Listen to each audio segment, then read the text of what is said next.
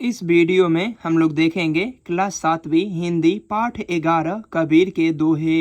इस वीडियो में हम लोग भावार्थ को समझेंगे। पंक्ति 1। काल करे सो आज कर, आज करे सो अब, पल में पर लय होएगी, बहुरी करेगा कब। इसका अर्थ में हम लोग लिखेंगे, कबीर दास जी लोगों को सलाह देते हैं कि कल का काम आज ही कर लो और आज का काम अभी तुरंत, क्योंकि इस जीवन का कोई भरोसा नहीं है कि ये जीवन मिलेगा या नहीं। दूसरी पंक्ति को देख लेते हैं। साईं इतना दीजिए जामे कुटुंब समाए, मैं भी भूखा न रहूं साधु न भूखा जाए।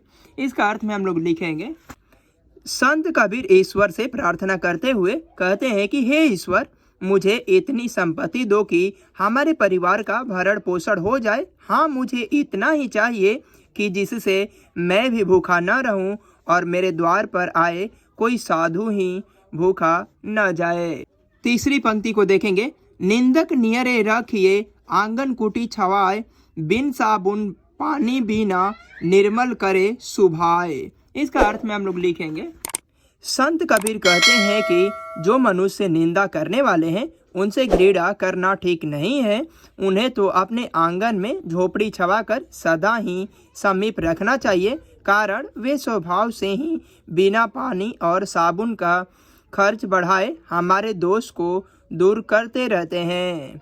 चौथी पंक्ति को देख लेते हैं। जाति न पूछो साधु की, पूछ लीजिए ज्ञान, मोल करो तलवार का, पड़ा रहन दो म्यान। इसका अर्थ में हम लोग लिखेंगे, संत कबीर कहते हैं कि किसी साधु या सज्जन पुरुष की जाति मत जानो, समझदारी की जानकारी प्राप्त करो। जैसे तलवार खरीदते समय म्यान को यूं ही रहने दो, तलवार का कीमत लगाओ। म्यान का अर्थ होता है तलवार का खोल। पांचवी पंक्ति को हम लोग देखेंगे। सोना सज्जन साधुजन, टूटे जुड़े 100 बार, दुर्जन कुंभ कुम्हार के, एके धक्का दरार। इसका अर्थ में हम लोग लिखेंगे, संत कबीर कहते हैं कि जो सोना और सज्जन दोनों ऐसे ही हैं जो 100 बार टूटकर भी मिल जाते हैं, एक हो जाते हैं, किंतु दुष्ट लोग तो कुम्हार के घड़े रखने वाले होते हैं। एक धक्का एक बात पर ही उनमें सदा के लिए बिलगाव हो जाता है।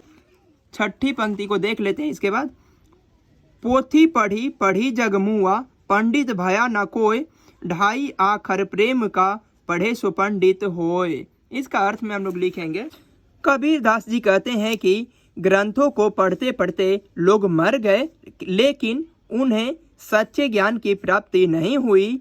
ज्ञान की प्राप्ति उसे ही होती है जिसे 2.5 अक्षर प्रेम का बोध होता है। 7वीं पंक्ति को देख लेते हैं। बुरा जो देखन मैं चला, बुरा न मिलिया कोय, जो दिल खोजा आपने, मुझसे बुरा ना कोय। इसका अर्थ में हम लोग लिखेंगे, संत कबीर कहते हैं कि जब मैं दूसरों की बुराई देखने चला तो मुझे कहीं बुरा देखने को नहीं मिली, अर्थात मुझे कोई व्यक्ति बुरा नहीं मिला। इस बात का पता तब चला जब अपने आप के विषय में सोचा तो लगा कि बुरा व्यक्ति ही दूसरों की बुराई पर ध्यान देते हैं और अच्छे लोग दूसरों की अच्छाई पर ध्यान देते हैं। इस प्रकार हम लोगों ने पाठ 11 कबीर के दोहे के भावार्थ को समझ लिए हैं। इसके लेखक है कबीर।